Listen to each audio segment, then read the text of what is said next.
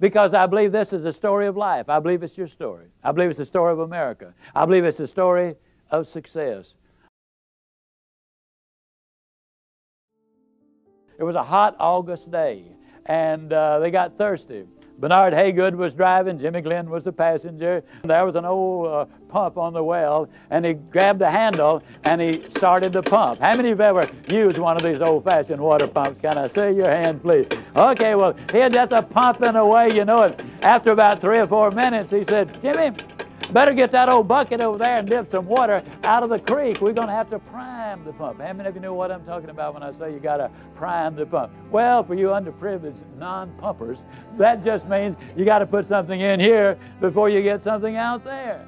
See, unfortunately, a lot of people stand in front of the stove of life and they say, now, stove, you give me some heat, then I'll put some wood in you.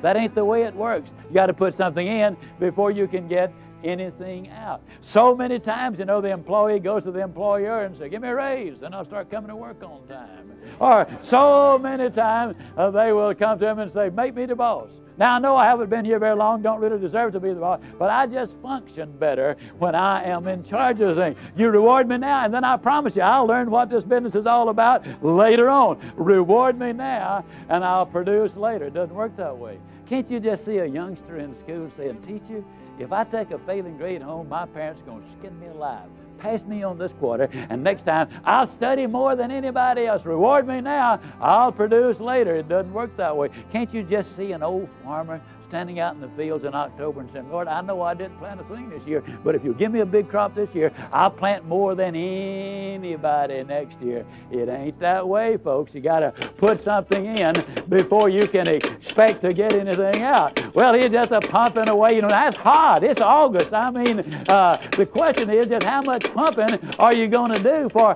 a drink of water? And isn't it true that if you become a sales expert in 3 days of a training school, that the rate of pay would go down rather radically? Isn't it true that anything worth doing is worth doing poorly until you can learn to do it well? We'll never know how many kids have missed a college scholarship because they didn't study an average of 10 more minutes a day. We will never know how we come so close to promotion, but we grew discouraged and quit too soon. We'll never know how much more success we would have had we just had a little more pumping in there, and pump and pump and pump and pump. Well, finally, old Bernard just got disgusted. He threw up his hand. He said, Jimmy, there's just no water down there. Jimmy said, don't stop, Bernard. Don't stop. If you stop, the water's going to go all the way back down, and then you're going to have to start all over. The basic problem is this.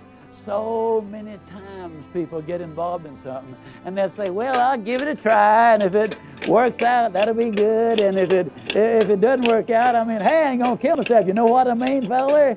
The reality is, folks, and I'm totally convinced of this, this is the story of America. This is your story. This is the story of success. This is the story of life. I believe with all of my heart that if you will pump long enough and hard enough and enthusiastically enough, that eventually the reward is going to follow the effort. And then once that water starts to flow, all you got to do is just keep a little easy, steady pressure on it, and you're going to get more water than you can possibly use.